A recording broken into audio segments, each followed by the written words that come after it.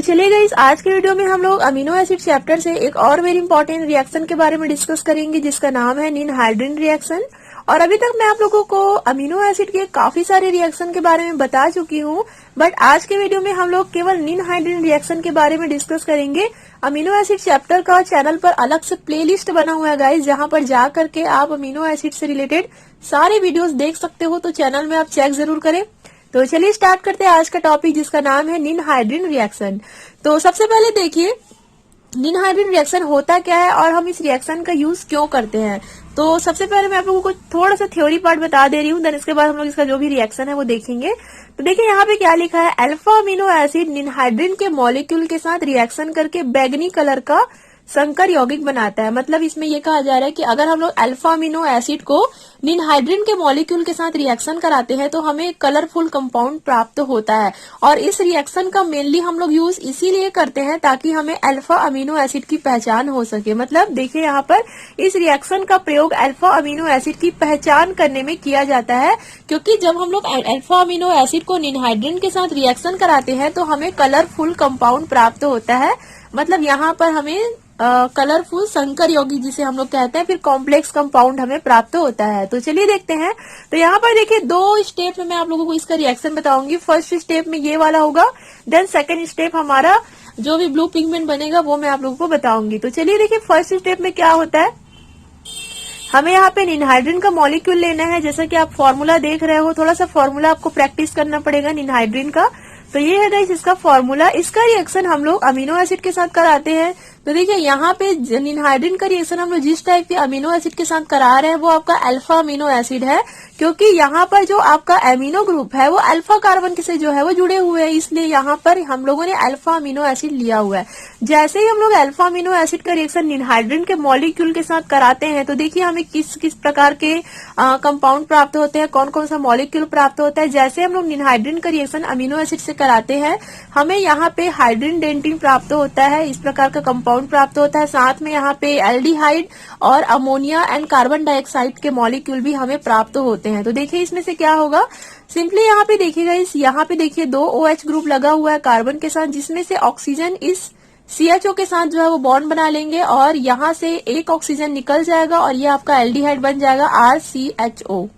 यहाँ पे देखिए RCH है तो इसमें से एक ऑक्सीजन यहाँ पे जुड़ करके RCHO एल्डिहाइड बना लेंगे और यहाँ से एक ऑक्सीजन कम हो जाएगा। बस आपको यहाँ से एक ऑक्सीजन यहाँ से हटाना है और बाकी पूरा एज इट इज आपको लिखना है।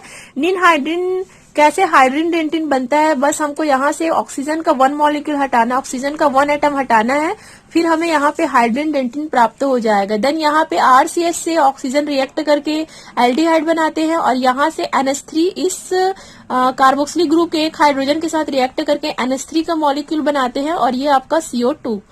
तो समझ आया आप लोगों को किस प्रकार से निनहाइड्रिन अमीनो एसिड के साथ रिएक्शन करके हाइड्रिन डेंटिन कंपाउंड बनाते हैं और साथ में अमोनिया, कार्बन डाइऑक्साइड और एल्डिहाइड के मॉलिक्यूल भी बनाते हैं। तो ये तो हुआ गाइस फर्स्ट स्टेप इसका। अब देखिए सेकंड स्टेप में हम लोग क्या करेंगे, अगेन इस हाइड्रिन डेंटिन का यूज करेंगे और हम लोग यहाँ पर निनहाइड्रिन का भी यूज करेंगे। तो चलिए फर्स्ट स्टेप में तो हमको हाइड्रिन डेंटिन प्राप्त हो चुका है। अब चलिए सेकंड स्टेप में देखते हैं हमको क्या क्या करना है। सेकंड स्टेप के लिए गाइस फिर से हमको यहाँ पर निनहाइड्रिन लेना है। यहाँ पे जो आप लोगों ने लिया हुआ है निनहाइड्रिन के मॉलिक्यूल हमें फिर से यहाँ पर लेना है और इसका रिएक्शन हमें अमोनिया के साथ कराना है, NH3 के साथ कराना है। क्लियर हो रहा है आपको। यहाँ पे देखिए निनहाइड्रिन हम लोगों ने फिर से लिया हुआ है। ये तो फर्स्ट स्टेप था जहां पर हमको हाइड्रिन डेंटिन प्राप्त हो चुका है, बट हम लोग सेकंड स्टेप में अगेन हम लोग यहाँ पर निनहाइड्रिन लेते हैं और इसका रिएक्शन हम लोग NH3 के साथ कराते हैं, मीन्स अमोनिया के साथ कराते हैं और इसके बाद हम लोग यहाँ पे हाइड्रिन डेंटिन फिर से लेते हैं। ये वाला जो प्रोडक्ट बना हुआ था ना हाइड्रिन डेंटिन, उसे हम लोग अगेन यहाँ पर लेते हैं, बट इसे हम लोग थोड़ा सा अलग टाइप से लिखते हैं। बाकी ये हाइड्रिन डेंटिन ही है, थोड़ा सा हम लोगों ने जो लिखने का तरीका है उसे थोड़ा सा हम लोगों ने बदल दिया है, बट ये आपका हाइड्रिन डेंटिन कंपाउंड ही है।